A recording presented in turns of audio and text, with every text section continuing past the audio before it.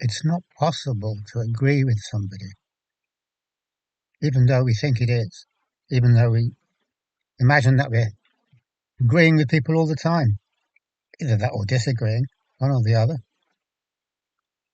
A lot of communication is made up, the cruder sort of communication, I suppose you could say, is made up of either agreeing or disagreeing. All we have to do is think about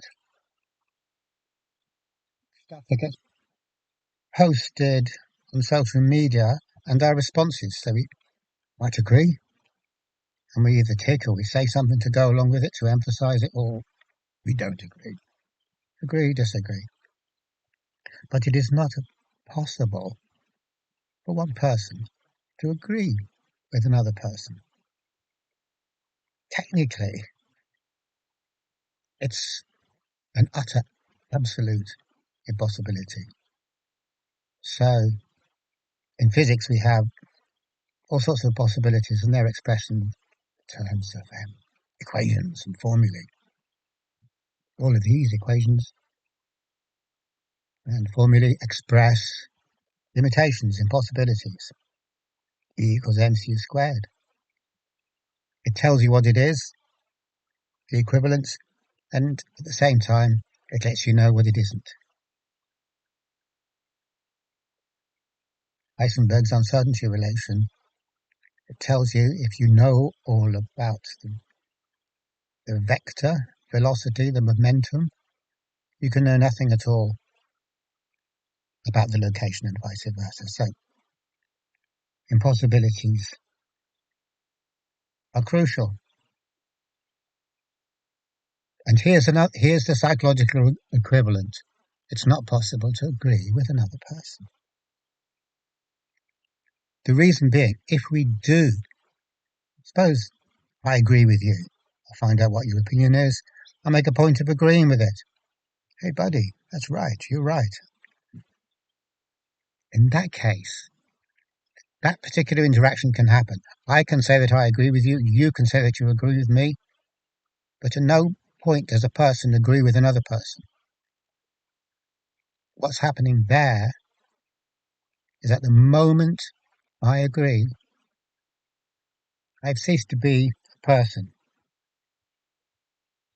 The moment you agree to agree, you cease to be a person. To be a person, one has to be unique, an individual, sovereign, whatever other word you'd like to use. It means you are uniquely so, as yourself. When we agree with someone, we copy them. So if I copy someone else, or if I copy what is said by a group or a religion or a movement or society, I cease to be individual. I cease to be unique. I become generic, just like all the rest, another brick in the wall, etc., etc. That's the trade-off I've made in order to establish some kind of relation, in order to make friends, as Kurt Vonnegut would put it, somewhat more matter-of-factly. We want friends, so we agree with people, so they'll be our friends, and they will be, because everybody loves it when you come along and agree with them. But the price for this is that we have to pretend to an opinion or an outlook that we don't have. Now, that doesn't mean we know we're pretending, because we don't. The whole process is unconscious. It happens so many times. It's like a smoothly running machine. Nobody sees it running. We only see a machine running when the crankshaft's bent and it starts knocking or something like that. When it goes wrong, we see. When it's working fluidly, flawlessly, efficiently, we know no one sees the machine work. So when I agree with you, or you agree with me, it's not that we're meeting in the middle or anything like that. Agreements can only happen in a particular type of space, which we could call um, logic space, or we could call, and it's made up of yeses and nos. It's a digital space. It's a space within which things can be defined. It's a space that exists within the framework of imaginary axes, allow us to make generic statements that can be understood by someone else who is also using the same imaginary framework. That's how communication works. That's how we know what each other is saying. When we do that, which, as I've said, we don't intellectually understand what we're doing, what happens is we slip into this consensual realm. We slip into, it's like meeting someone in a particular place that isn't reality. It's got very particular rules there. And we all know the rules, so there is this feeling of communication. It's not really communication, though, because the framework doesn't exist. The axes that we use to measure location, determine location, aren't real. Therefore, the communication that comes out of you and me both adopting the same framework, even though we understand each other perfectly well, is not real. So this is what happens to us. This is the situation in society. We're so damn keen to have friends that we all rush together and hide out under the same tent, under the same overarching framework. And as a consequence of this, we chat and we chat and we chat. But there's no communication because none of it is real. None of it means a damn, except within the terms of the framework, which we are acting as if it is there when it isn't. But we are acting, that's communication. If you come and watch me talking to someone else who I have agreed to agree with, you'll see lots of talking. You think, oh, there's plenty of communication. When two people agree position-wise, they can't communicate. What is there to communicate? Communication means that there's information involved. Information, as Gregory Bateson says, is the difference that makes the difference. If you receive information, you are irrevocably changed in a way that you cannot possibly foresee, and neither can anyone else. And not only can you not foresee it, you can't go back. That's how dangerous information is. Information is deadly. It's the enemy. But we don't say stuff that's going to have the effect of making someone else change in a fundamental, unpremeditated, unforeseeable way. We get locked up if we did that. We get beaten up. God knows what would happen to us if we carried on doing that. We'd be crucified. So instead, what we do, we learn to agree.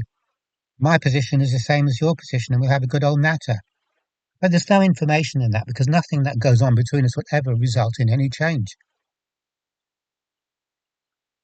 Which is a weird thing to consider. No change means no growth. It means nothing happening. It means there isn't any sign of life there. It's like a frozen picture. It's not real at all. Reality is flux, as David Bohm says. It's one unbroken movement. If you agree with someone and you both agree with each other, then you both are locked into stasis, and that's not real. Only the movement into the unknown, as Krishnamurti says, is real, because that's all that there is. There is no known. We imagine there is a known, but there isn't. So actually we're moving into the unknown the whole time, which is reality. And we're actually coming from the unknown as well. We think we're coming from the known, but there is no none known. So we must be coming from the unknown. It's just that we thought we knew it. So here we have this thing about agreement and communication. Agreement means there can't be communication. It means that no information is going to be passed around in the system. If we don't agree, if we're coming from different places, then wow, yes, there is possibility for communication, but not agreement. Agreement is a dead thing. Whatever is agreed upon is straight away untrue. Whatever is agreed upon, whether it between individuals or within an organization, within society itself as a whole, is generic. It's a compromise. We'd all agree that it's true, so we'll have something that we have all agreed to be true because there isn't anything there otherwise, unless we agree for it to be there, because the universe doesn't agree with us. It never will do. Reality, or the universe, or whatever we want to call it, life, is a discontinuity.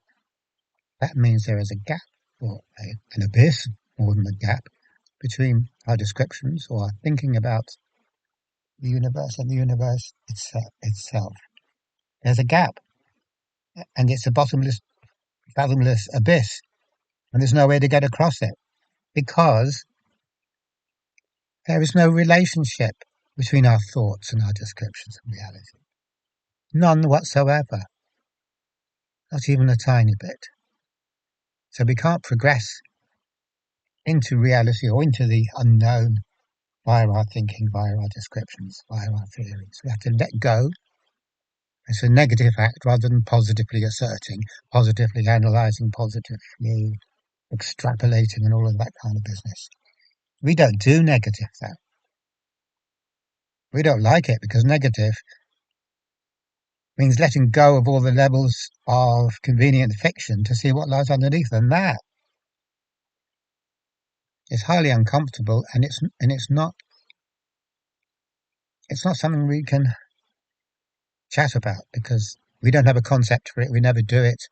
The whole emphasis, the whole edifice of the human collective is based on not questioning this framework, not questioning the picture we have of reality, even though kind of we might all know on some level that it's not true at all and that it's just a fiction. The importance of the communication, supposed so-called pseudo-communication really, means that we never ever question the basis, the framework within which the so-called communication is taking place. That's essential. It's like a judge. A judge will judge you if you're the perp who done the crime. The perp ain't going to judge you if you're the judge. It only works the one way. You've got a solid platform to act out of. If there was no solid platform, then where the hell would we be then? And yet, in reality, there is no solid platform. It's the one thing there isn't. That's the single remarkable fact. There's no solid platform. There's no solid ground.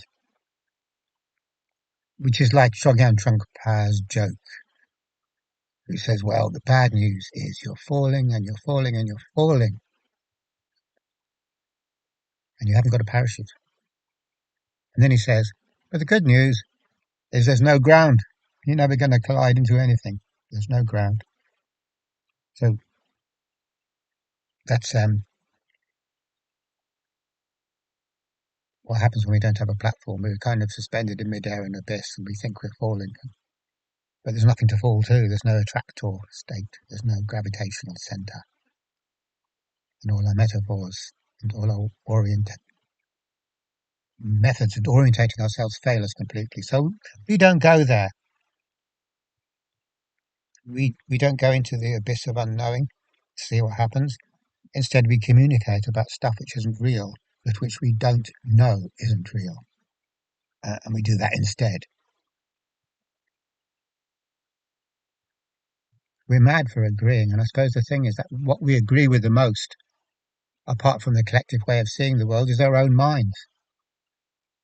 Our minds tell us this, the mind is a machine, the thinking mind is a machine. It can do nothing else but come up with literal positive statements.